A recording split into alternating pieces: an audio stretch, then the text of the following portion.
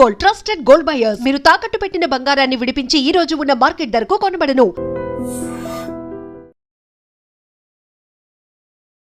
Welcome to iDream. నేను Udayasri. Present మనతో పాటు స్టూడియోలో డివోర్స్ ఎక్స్పర్ట్ నాగేశ్వరరావు పూజారి గారు ఉన్నారు. మాట్లాడదాం. Hello sir. హలో అండి. మీరు ఈ 14 years ఆఫ్ లీగల్ ఎక్స్పీరియన్స్లో కొన్ని వేల కేసెస్, డివోర్స్ కేసెస్ ఫైల్ చేశారు కదా. ఇప్పుడు ప్రజెంట్ ఎట్లా ఉంది అంటే, కొన్ని సంవత్సరాల నుంచి కూడా భార్యాభర్తలు ఇష్టం లేకపోతే ఒకరినొకరు చంపుకోవడము, మీరు కూడా మనం ఎన్నోసార్లు మాట్లాడుకున్నాం, కుక్కర్లో ఉడకబెట్టడాలు, సూట్ కేసులలో దాచిపెట్టడాలు, ఇంత క్రూయల్ మెంటాలిటీ డెవలప్ అయిపోతూ ఉంటుంది. సో మీరు డివోర్స్ కేసెస్ మీ దగ్గరకు వచ్చినప్పుడు 2 sides మీరు మాట్లాడుతూ ఉంటారు. వాళ్ళతో మాట్లాడుతూ ఉన్నప్పుడు ఇప్పుడు ఈ కేసెస్ పెరుగుతూ ఉంటే మీకు అంటే ఎందుకు ఇట్లా ఈ మెంటాలిటీస్ అనేవి పెరిగిపోతూ ఉన్నాయి, క్రైమ్ మెంటాలిటీ అనేది ఎందుకు పెరిగిపోతున్నట్లుగా మీకు అనిపిస్తుంది? అంటే దీన్ని ప్రేరేపణ ఏంటి అని అంటారు? ఎప్పుడైనా కూడా క్రైమ్ కానీ ఆత్మహత్య కానీ ఎప్పుడు పెరుగుతాయి అంటే ఏంటంటే, వీళ్ళు సమాజానికి దూరంగా బతుకుతుంటే పెరుగుతుంటాయి. ఈవెన్ క్రైమ్ అయినా ఐదర్ ఆత్మహత్య అయినా. This is the basic fundamental. అంటే వీళ్ళు సమాజంలోనే ఉంటారు కానీ సమాజంతో కనెక్ట్ కలిగి ఉండరు. ఒకవేళ వాళ్ళకి సామాజిక సంబంధాలు కనుక బలంగా ఉంటే వాళ్ళు చెయ్యరు. The crime is rarest rare. Okay, సామాజిక బంధాలు బలంగా ఉంటే క్రైమ్ అనేది ఒక 1% ఉంటుంది. అది కూడా ఏంటి అంటే ఆవేశం ఆపుకోలేకనో, లేకపోతే కొన్ని సందర్భాల్లో మన చేతిలో ఉండక జరిగే క్రైమ్ ఉంటుంది తప్ప ఇప్పుడు మీరు వింటున్న ఈ క్రూయల్ క్రైమ్ ఉంది కదా, ఏదైతే ఈ చంపటాలు, ఈ కుక్కర్లో పెట్టడాలు, లేకపోతే డమ్ములో పెట్టడాలు, లేకపోతే రకరకాల చంపటాలు. అంటే చంపడంలో అందరూ PhD చేస్తున్నారు. అవును. నిన్నెవడో వాడు చంపేసి బిర్యానీ వండుకున్నాడు. బిర్యానీ అంటే ఇంకా ఎన్ని చూడాల్సి వస్తాయి ఇక జీవితంలో. ఒక భార్యనేమో భర్తకి అది కట్టింది, ఏదో కట్టేసి ఇంట్లో సమాధి కట్టి బాత్రూంలో చంపేసి సమాధి కట్టేసింది. అట్లా వీళ్ళందరూ ఏంటంటే సామాజికంగా వీళ్ళు కనెక్ట్ అయి ఉండరు, వ్యక్తులతో ఉంటారు సమాజంలో కానీ కనెక్షన్ ఉండదు. ఎప్పుడైతే నీకు సామాజిక పరమైన కనెక్షన్స్ తగ్గుతూ వస్తుంటాయో అప్పుడు నువ్వు ఆత్మహత్యకు కానీ లేకపోతే క్రైమ్ చేయటానికి కానీ దగ్గర అవుతుంటావు. మరి ఎందుకు తగ్గిపోతుంది వీళ్ళకి సామాజిక కనెక్షన్? పట్టించుకోరు వాళ్ళని, ఎవరు పట్టించుకోరు. లేకపోతే వాళ్ళని అట్నే వదిలేస్తారు, లేకపోతే వాళ్ళకు వ్యతిరేకంగా. ఇండియాలో ఉన్న అతి పెద్ద ప్రాబ్లం ఏంటంటే ఎవరన్నా ఏదైనా చెప్తుంటే, ఏదైనా బాధనో లేకపోతే నువ్వు నన్ను ఇంతకుముందే కదా. సో ఇండియాలో అతి పెద్ద ప్రాబ్లం ఏంటంటే ఎవరైనా ఏదైనా చెప్తుంటే దాన్ని పూర్తిగా వినరు. ఇప్పుడు వాళ్ళు బాధ చెప్పడానికి వస్తారు, వినకుండా నువ్వు చేసిన తప్పు అని ఆ జడ్జిమెంట్ ఇచ్చేస్తుంటారు. దాంతోనే వాళ్ళు చెప్పుకోవడం మానేస్తారు. ఇంకా మానేసి దాని నుంచి క్రైమ్ కానీ లేకపోతే ఈ 2 రకాలు ఉంటాయి. ఐదర్ వాడు క్రైమ్ అనే చేస్తాడు, వీడు ఆత్మహత్యనే చేసుకుంటాడు. సో ప్రధానంగా ఇండియాలో మానసికమైన పరమైన సమస్యలకి గుర్తింపు లేదు. ఎవరన్నా ఏదన్నా మానసికంగా సఫర్ అవుతుంటే వాడిని కొట్టేయటము, లేకపోతే వాడిని ఉంటేనే వాడు పిచ్చోడని, ఇట్లా వాడు డైరెక్ట్ అంటుంటాం మనం, వాడు పిచ్చోడని వదిలిపెట్టే అంటాం మానముగానే. అర్థమైందా? సో అది ఎంత హ్యూమిలేషన్ ఉంటుంది. ఓకే, ఇన్స్టెడ్ ఆఫ్ నువ్వు వాడిని పిచ్చోడు వాళ్ళని వదిలేయనే బదులు ఆ పదం వాడకుండా వానికి ఏమన్నా ట్రీట్మెంట్ ఇప్పించి వానికి ఏమన్నా చేస్తే బెటర్ కదా. దీంతోనే ప్రాబ్లం ఎదురు ఇండియాలో. మరి ఎట్లా అంటారు అంటే సామాజికంగా, అంటే అందరి మధ్యలో బంధాలు బలంగా ఉండాలి అంటే మార్పు సాధ్యమయ్యే పనేనా? మీరు ప్రెసెంట్ జెన్జీ కిడ్స్ని చూస్తూ ఉన్నారు. వాళ్ళైతే అసలు పెద్దవాళ్ళను కేర్ కూడా చేయరు, no respect for elders, and ఎవరి మాట పట్టించుకోరు, వినరు, వాళ్ళు లేదనుకుంటే అదే చేయాలనుకుంటారు. అంటే ఇప్పుడు మనకు సామాజిక పరిస్థితులు అంటే మారుతున్నాయి కాబట్టి మారిన సామాజిక పరిస్థితులకు అనుగుణంగా మన బిహేవియర్ కూడా చేంజ్ అవుతూ ఉంటుంది ఎప్పుడు కూడా. ఎందుకంటే మనం చిన్నగా ఉన్నప్పుడు ఏంటంటే పెద్దవాళ్ళు వస్తే గౌరవించాలా, లేచి నిలబడాలా, వాళ్ళు చెప్పిన మాట వినాలా, ఇట్లాంటివి ఉంటుండే. ఇప్పుడున్న తరం ఏంటి అంటే పెద్దవాళ్ళని కూడా సమానంగా చూస్తున్నారు. వస్తే లేచి నిలబడాలన్నా, ఎందుకు నిలబడాలా, ఎందుకు వినాలా, మాకంటూ ఒక అభిప్రాయం ఉంది కదా, మేము వినాలి, మా మాట కూడా వినాలి కదా అనే దానికి వచ్చేసారు. అది సామాజిక మార్పు అది. కాబట్టి అది ఒక అందుకు మంచిదే. ఎందుకంటే వాళ్ళ వాయిస్ కూడా రేజ్ చేయడంతో వాళ్ళ ప్రాధాన్యతను తెలుస్తుంటుంది కాబట్టి ఆ సమాన గౌరవాలు వస్తుంటాయి కాబట్టి అది కూడా ఒక అందుకు మంచిదే. కాకపోతే ఏంటంటే ఇప్పుడు మనకు క్రైమ్ రేషియో అనేది ఇండియాలో పెరుగుతుంది. ఎందుకంటే మన సొసైటీకి వ్యతిరేకం క్రైమ్ అనేది. ఆ రేషియో పెరుగుతున్నప్పుడు ఏంటంటే ఇంతకుముందు చెప్పినప్పుడు కుటుంబ బంధాలు కానీ లేకపోతే సామాజిక బంధాలు కానీ లేనప్పుడే క్రైమ్ పెరుగుతుంది. సో ఎప్పుడైతే మనం ప్రతి ఒక్కరిని కుటుంబంలో ప్రతి ఒక్కరిని పట్టించుకోగలుగుతామో అప్పుడు ఈ క్రైమ్ రేషియో తగ్గిపోతుంది. ప్రధానంగా క్రైమ్ రేషియో పెరగడానికి ఏంటంటే న్యూక్లియర్ ఫ్యామిలీస్, అంటే తల్లి తండ్రి పిల్లలు, వీళ్ళు నలుగురే ఉంటారు. వీళ్ళకి ప్రపంచంతో పెద్ద అటాచ్మెంట్ ఉండదు, ప్రపంచం వీళ్ళతో అటాచ్మెంట్ ఉండదు, అవసరాలు మాత్రమే ఉంటాయి. ఓకే, దీంతో మనకు క్రైమ్ రేషియో కానీ మానసిక సమస్యలు కానీ పెరుగుతూ ఉంటాయి. అప్పుడు ఇంట్లో పెద్దవాళ్ళు ఉండేవాళ్ళు, వాళ్ళతో అది మన ఉమ్మడి కుటుంబ వ్యవస్థ అనేది the strongest in the world. భారతదేశం యొక్క కుటుంబ వ్యవస్థ అనేది the strongest in the world. ఎందుకంటే పుట్టిన పిల్లగాడి నుంచి చనిపోయే ముసలి వరకు ఉండేదాన్నే ఉమ్మడి కుటుంబ వ్యవస్థ అంటారు. రకరకాల ఏజ్లు, ఓకే, రకరకాల వ్యక్తులు, రకరకాల పద్ధతులు అంతా ఒక ఇంటి కింద ఉంటారు. ఓకే, వాళ్ళ అవసరానికి తగ్గట్టు ఎదుటిలో ఆదుకుంటుంటారు.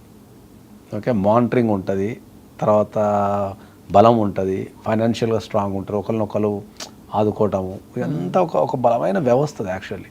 అది చిన్నభిన్నం అయిపోయింది. చిన్నభిన్నం అయిపోయి ఏమైపోయింది, ఒకప్పుడు మనకి ఇంట్లో ముసలోళ్ళు ఉంటుంటే చిన్నపిల్లల్ని ఆడిపిస్తుండే, మనం ఏదైనా పని మీద ఉన్నా లేకపోతే ఆఫీస్కి పోయినా ఏదైనా ఆడిపిస్తుండే. ఇప్పుడు ఆ ప్లేస్లో ఎవరు వచ్చిండ్రు, పనులు వచ్చేసి. పనులు వచ్చినప్పుడు పిల్లల్ని ఎంతైనంత సెక్యూర్గా వాళ్ళు ఆడుకోలేరు, వీళ్ళు ఆడిపించలేరు. అదొక డ్యూటీ కార్యక్రమం కింద ఉండిపోతుంది. సో లవ్ అండ్ అఫెక్షన్ ఉండదు. అట్లా ఇంట్లో చిన్న పిల్లలు ఏమైనా తప్పులు చేసినా కూడా వాళ్ళని మందలించడానికి కానీ వాళ్ళకున్న ఎక్స్పీరియన్స్ అంతా రంగరించి వాళ్ళని సరిదిద్దడానికి పనిచేస్తుండే. ఇప్పుడున్న కుటుంబాలలో మానిటరింగ్ అనేది ఎక్కడ ఉంది? ప్రధానంగా చిల్డ్రన్ మానిటరింగ్ అనేది ఇప్పుడున్న కుటుంబాలలో లేదు. చిన్నప్పటి నుంచే నేర్పించాలి అంటే ఎట్లా? చిన్నప్పటి నుంచి నేర్పించాలి అంటే ఏంటంటే నేను ఖచ్చితంగా చెప్పగలేదంటే ఉమ్మడి కుటుంబ వ్యవస్థలకే వెళ్ళాలి. మళ్ళీ ఉమ్మడి కుటుంబం రావాలంటారు. గొప్పతనం, మనిషి గొప్పతనం ఏంటంటే మనకు అమ్మ కావాలా, నాన్న కావాలా, అక్క కావాలా, చెల్లె కావాలా, పిన్ని కావాలి, వీళ్ళందరూ కావాలా, కానీ ఎవరితో కలిసి ఉండం మనం. బాబాయ్ కావాలా, అత్త కావాలా, అందరు రకాల చుట్టాలు కావాలి మనకు, కానీ మనం ఎవరితో కలిసి ఉండం. మళ్ళీ వీళ్ళందరూ ఎప్పుడు మనకు ఫంక్షన్లకే కావాలి అంతే. అవును, కష్టాలు వచ్చినప్పుడు వాళ్ళు ఎవడొద్దు. అర్థమైందా? ఈ కాన్సెప్ట్ ఏంటంటే మనకు జీవితంలో ఉన్న బంధాలన్నీ కావాలా, కానీ మనం ఎవరితో కలిసి ఉండం, ఎవరితో మంచిగా ఉండం, కానీ మళ్ళీ వీళ్ళందరూ కావాలా. ఒక విధంగా అంటే డబ్బు వెనకాల పరిగెడుతూ జాబ్లు చేస్తూ స్ట్రెయిన్ అయిపోవడం వల్ల వీటికి దూరం అయిపోతున్నారు అనుకోవచ్చా? ప్రధానంగా భారతదేశంలో జీవించడం అంటే డబ్బు ఉంటేనే జీవించగలుగుతాం అనేది బాగా పెరిగిపోయింది. ఎందుకు పెరిగిపోయింది అంటే ఏంటంటే ఈక్వాలిటీ అనేది లేదు భారతదేశంలో. ఓకే, ఎక్కడైతే ఈక్వాలిటీ ఉంటుందో అక్కడ ఈ డబ్బు సంపాదన అనేది ఉండదు. ఎక్కడ అందరూ ఈక్వలే కదా. అదేదా?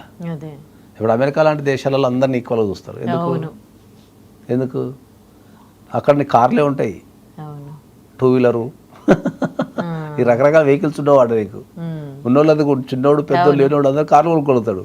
ఎందుకంటే ప్రతి ఒక్కరికి కారు కొనుక్కోగలిగే అవకాశాన్ని అక్కడ ప్రభుత్వాలు ఇచ్చినాయి, ఆ ఫెసిలిటీస్ అవి ఇచ్చినాయి. ఓకే, ఇక్కడ మనకున్న కారుని బట్టి కారుని ఒక తిరుగా, కార్లను ఒక తిరుగు, ఇట్లా రకరకాలు చూస్తుంటాం మనం. ఆ తారతమ్యాలు కనిపిస్తాయి. అర్థమైందా?